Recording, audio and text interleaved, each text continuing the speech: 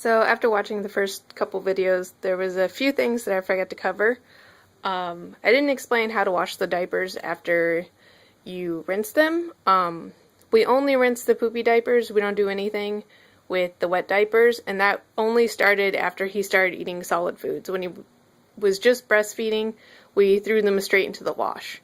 So we use this detergent, and we do a cold rinse cycle and then a hot wash cycle and then dry them as normal. There's all kinds of websites that can give you information on what detergents work and which ones don't. This one's always worked fine.